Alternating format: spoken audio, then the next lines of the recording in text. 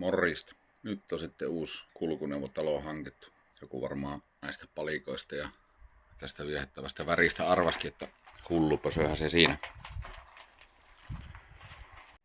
Mulla oli oikeastaan 4 päätavoitetta, kun mä lähdin seuraavaa kulkuneuvoa etsiä. Ja ne oli, että se olisi sähköauto, täyssähköauto nimenomaan. Siinä olisi takuu voimassa. Se olisi sisätiloiltaan pikkusen isompi kuin edellinen auto, eli se Kona Electric, mikä meillä oli pari vuotta. Ja sitten, että se olisi käyttökustannuksiltaan tai että se olisi edullinen hankkia ja ylläpitää. Ja tähän nyt sitten päädyttiin. Tämä ei ole koskaan mikään ainakaan meikäläisen unelmien auto ollut, mutta tästä oli Autopassadonella minusta aika hyvä tarjous. Ja mä tein melko monta Exceliä ja vertailua aika monesta eri autosta, mitä niihin menee kuukaudessa ja vuodessa rahaa. Ja näitä käytettyjä hullupösöjä sai nyt sitten sillä Autopassadonen tarjouksella niin sillä, että se on se melkein uusi vuodeksi leasingisopimus, missä on minimissään 2 vuoden sopimusaika ja se on 279 € kuukaudessa, jos ajaa 15 000 kilometriä vuodessa ja 50 enemmän, jos ajaa 25 000 kilsaa vuodessa. Ja mä tosiaan vertailin melko monenlaista eri autoa ja eri hintaluokan autoa, jostain sanotaan 15 000 45 tai 50 000 euronkin asti siltä väliltä kaiken maailman autoja.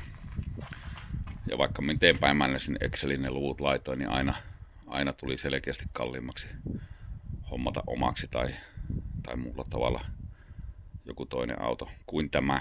Ja sitten tässä oli vielä semmonen porkkana, että näissä on 2 seuraavaa määräaikaishuoltoa ilmaiseksi, kuuluu siihen hintaan. Ja näissä on 25 000 kilsan välein nyt huollot, kun tällä on yli 25 000 jo, tai 26 000 oli mittarissa, niin seuraavasta 50 kohdalla ja sitten 75 000 kilsan kohdalla, niin jos tätä 2 vuotta pitää, meillä on se 25 000 kilsan sopimus, niin itse ei tarvitse käytännössä huolloista maksaa. Ja että mitkä on ensifiilikset tästä autosta? No, täytyy sanoa, että ei mitkään ihan huikeat. Väistämättä tulee verrattua siihen edelliseen autoon ja siihen verrattuna tää on kyllä varusteltaan aika lailla karvalakki.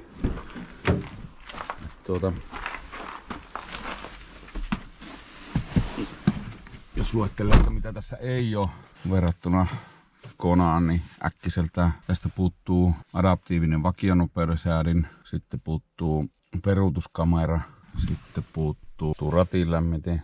Ei ole sähköpenkkejä niin kuin oli Konassa. Ja pitkät valot puuttuu. Ja mitähän vielä. Sitten onhan nämä tuo systeemiä. Tuo niin aika paljon vähemmän on ominaisuuksia siellä, mutta ehkä tämä etäisesti autoa muistuttaa ja tämän kanssa varmaan pari vuotta pärjää. Vähän sitä tietenkin kompensoi että puuttuu noita varusteita, niin se, että kuukausikustannus putosi suoraan 115 € ihan pelkästään se kuukausimaksu, niin että kyllähän tää silleen takuuaikaiseksi autoksi aika edullinen on. Yksi mitä ihmetellyt tuossa on koittanut löytää tuolta näytöstä sen, että mitä tuo näyttäisi niin prosentuaalisesti, paljonko on akkua jäljellä, mutta mun mielestä mä esimerkiksi semmoista tietoa onnistu löytää mistään. Tuolla on tommosia palkkeja, millä se näyttää, että paljonko akkua, mutta tuo on aika epätarkka ja sitten nuo kilometrit se näyttää jäljellä olevat kilometrit. Joo, mutta onhan tää on sisätiloiltaan pikkusen isompi kokonaan, mitä me haettiinkin ja sitten takapenkillä, kun säätää tämän ajoasennon mulle sopivaksi, niin takapenkillä mahtuu aikuinenkin vielä ihan kohtuudella istumaan, että se on ihan hyvä puoli. Se oli toinen juttu, mitä haettiin. Mutta onhan tämä autona aika tämmönen basic-versio, mutta pitääpä siitä. Niin ja sitten yksi, mikä vähän tuolla kun ajo, niin mihin ei ole tottunut aluksi tai huomasi, niin onhan tää ihan armottoman laiska auto. Mutta mihinkäpä se, eiköhän tällä kerkiä silti. Ja tosiaan tuo 300 kilsan range, nyt tässä on ollut semmoista 15 syksyisiä kelejä, 10-15 astetta, niin akun lattaa täyteen, niin 300 kilsaa se luppaa ja kyllähän se tarkoittaa, että talvella jos on 20 pakkasta, niin ei tällä 200 pääse. Varmaan se siihen 150 jää. Mutta semmoisen käyttöön tää on ostettukin, että tässä lähialueella pyöritään. Ei tätä miksikään matkantekoautoksi ole hankittukaan. Sitten mennään dieselillä, jos tarvii kauemmas lähteä. Et semmoista.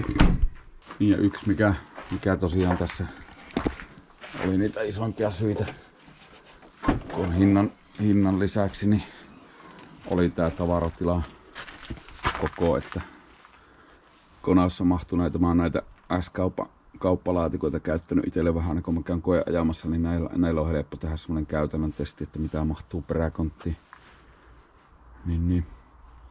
Konaan näitä meni 2 ja tänne näitä nyt menee 4 ihan mukisematta.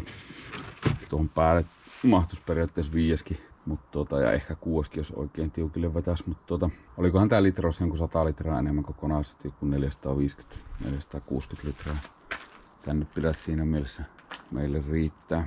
Joo, ja sehän tässä on, että kun on leasingi vekoutin, niin ei tarvi siitä arvoalennuksesta sillä lailla itse murehtia, että se on se arvoalennus laskettu siihen hintaa sisään ja 2 vuoden päästä saa pallauttaa sitten liikkeeseen, eikä tarvi sen kummin maksaa sen mitään välejä eikä loppusummaa, vaan maksaa sen kuukausimaksun, niin sitten saa viedä 2 vuoden päästä pois. Ja olikohan sitten sopimusaikana kerran saa vaihtaa toiseen niin kuin melkein uusivuodeksi autoa, jos haluaa vaihtaa johonkin toiseen merkkiin, niin se on mahdollista. Mutta tällä nyt sitten 2 vuotta koitetaan mennä. 2 renkaat tuli mukana siinä liisarissa, että siinä on talavia kesärenkaat. Molemmat näyttäisi olevan vielä hyvässä kunnossa. Kesänäkyt on vielä alla. Mitähän muuta? Frankkia tässä ei oo. Tuonne ei saa mitään. Piiloon tuonne konepellin alle. Sitten mikä mystistä, niin koitin alkaa tällä meidän Wallboxin kotilaturilla lataamaan tätä ekakereä. Tää Konalla ladattiin tällä ihan niinku siihen asti kun Kona meillä oli ja toimi ihan mukisematta koko sen ajan, ja nyt kun laittaa tän tonne ja sit ottaa tästä tän sovelluksen tällä laturin sovelluksen ja laittaa tuosta, että aloita. Kun sanoo, että ajoneuvo ei pyydä virtaa. Sitten kuitenkin kuuluu tuolta niinku rele naksahtas. Ja sitten tää pistooli täällä lukittuu tänne. Ja tuo alkaa vilkkoa, että ihan niinku tää latais. Mut sitten tää sovellus näyttää. Ja tuolla näyttää auton mittarissa näyttää, että 8 tuntia täyteen lataukseen. Mut sitten kun seuraa tästä sovelluksesta, niin nuo kilowatit pysyy nollana, vaikka pitäisi tätä tässä 2 päivää putkeen. Eli tuo laturi niin tunnistaa tuon auton ja auto näyttäisi tunnistavan laturin ja sitten tää väittää, että virtaa menee. Mutta autossa ei noin akun varaustaso ei nouse, vaikka pitäisi kuin pitkä, ja tuossa pysyy tosiaan nuo kilowatit nollilla, vaikka oottais kuinka kauan. Siinä menee tuo pylppyrä, niin kuin näyttäisi, että joo, virtaa menee, mutta oikeasti sitä ei mene. Ihan mystinen vika. Mä oon kokeillut palauttaa tehdasasetukset tuohon laturiin. On ladannut kaikki päivitykset. Täällä on semmonen, että järjestelmäpäivitykset lukee täällä, niin lukee, että ohjelmista ajan tasalla. Ja katsonut, että ei ole autossa mitään ajastuksia, latauksen ajastuksia päällä, eikä ole. Tässä sovelluksessa ei ole ajastuksia päällä. No tuossa on ajastus, mutta se ei ole nyt, kello ei ole sen verran, että se olisi niin voimassa. Mutta tämänkin jos ottaa pois, niin ei se ongelma on silti ihan sama. Vaikka ei ole mitään ajastuksia, niin se vaan kertoo, että 0 kilowattia koko ajan. Tuo laturi on takuaikainen, mutta se on Gigantista ostettu ja varmaan tulee iso taistelu, että saako uuden laturin tilalle tai saako rahat takaisin. Sinänsä vähän harmi homma. Niin, ja sitten mä oon testannut tän kyllä, että matkalaturilla, mikä on tossa, mitä ei jatkuvaan lataukseen tietenkään suositella käytettäväksi, niin tällä se alkaa lataamaan. Eli näyttäisi, että autossa ei ole vika. Sitten mä käytin auton pikalaturilla, siellä se alkaa kans lataamaan. Ja sitten tehtiin vielä semmonenkin testi, että naapurin sähköauto tuli tähän ja koitettiin sitä ladata tällä meidän Wallboxilla ja ei ala lataamaan. Ja sitten ajoin tän pösön siihen naapurilaturille ja kokeilin, että alkaako se lataamaan sillä naapurilaturilla tätä meidän autoa, ja heti alkoi lataamaan. Eli kyllä se vika näyttäisi olevan tuossa laturissa. No toisaaltahan se on hyvä, että autossa ei ole sillä lailla vikaa, että se suostuu ottaa sähköä vastaan. Tuo laturi nyt on sökö ja tarvii alkaa hommaa siihen tilalle joku toinen. Tää on sillä lailla harmi, kun ei ole itsellä lähellä mitään pikalataupistettä tuommoista julkista, niin käy vähän liikut hankalaksi, jos ei saa kotona ladattua tuolla.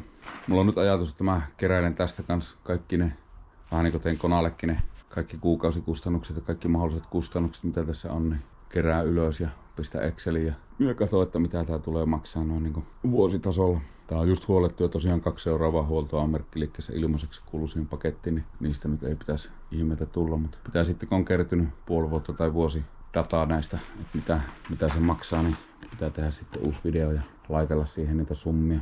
Semmonen auton päivitysvideo tällä kertaa. Ei muuta kuin seuraavaan kertaan. Se on moro.